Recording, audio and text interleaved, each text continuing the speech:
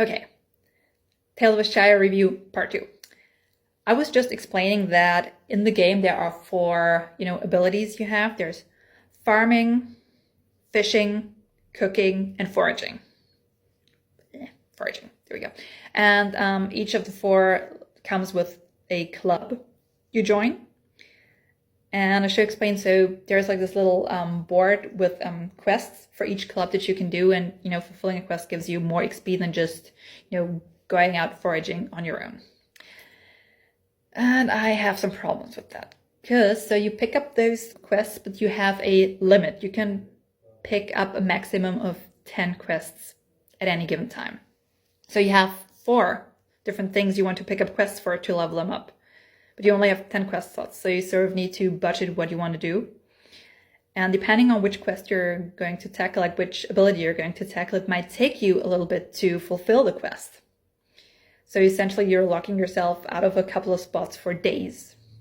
For example, if you're doing the cooking stuff, that is really fast, because you pick up, make a meal with XYZ. You can go home, do the meal, poof, done. You can go pick up a new quest. But if you're doing, for example, foraging, and it says pick up 10 of whatever, and you try to do that, but there's just not 10 of that around, okay, cool, I can't finish the quest, I have to wait another day.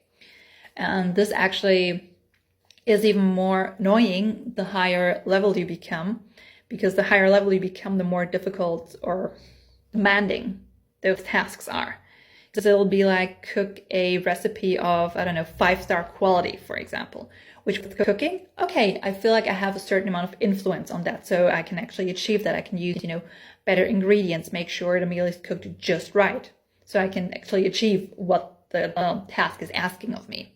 But for example, with foraging, I feel like if it asks me to pick up 10 3-level, chestnuts, and like level 3 is the highest you can pick up of the things that are in the game, and there are just not any level 3 things around, what do you want me to do? I can't do anything about that if it's just not there, so I can't finish this. And I've had it happen literally that I would forage and forage and forage, and literally the season would finish and I can't pick up any more of one thing, but I haven't found the level 3 things they wanted me to find. And I should also say, I already mentioned you want to do the little quests to get bonus XP, because if you just do the task, leveling up is so extremely slow. Like the base XP you get for, just cooking, for example, or just foraging, it feels infinitesimally small. I think the best example for this is cooking. Because as I said, I did at least 4 meals per day for all the hobbits to level them up, right? So I was doing 4 meals per day, and I made sure to cook them to like the highest level. So presumably I would get more XP for well-cooked meals, right? But I still was so far away from leveling the cooking skill up all the way, which I think also presents a new problem. I'm just going to stick with cooking because I think this illustrates the point really well. As you level up your cooking, there's 5 levels to each, skill tree.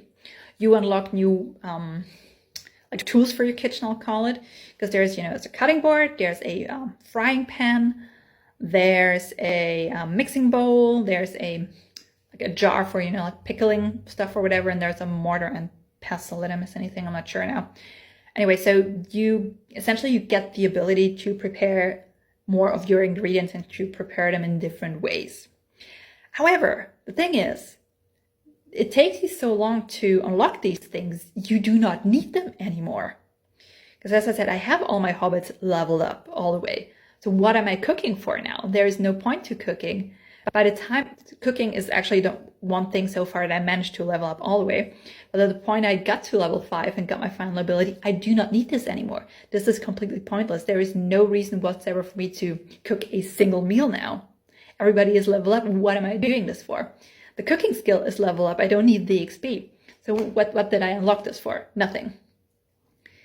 And it sort of feels the same with, foraging, or, for foraging you get more slots in your backpack. I believe that's all.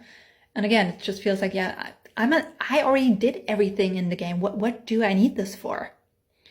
So I like foraging and gardening actually as well, that this is definitely going to block multiple slots like in your quests that you get in your 10 quests for several days. Because most of the gardening quests obviously are, hey, harvest XYZ. So of course you have to plant it, grow it, harvest it. So it's not a, one and done thing, which also means it takes extremely long to level all of this up. And the thing is, I have all my hobbits finished completely. We're done on that. I'm only left with leveling up my 4 skill trees. And I did manage to level up cooking now, but I still haven't managed to finish foraging or gardening, which is ridiculous because, again, I've been gardening and foraging literally every day of the game.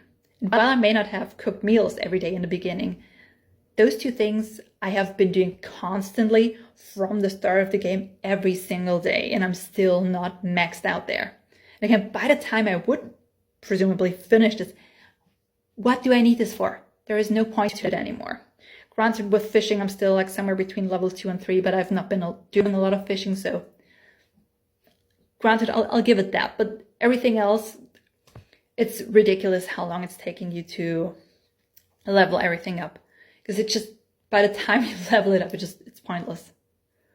That there is not that much to the game.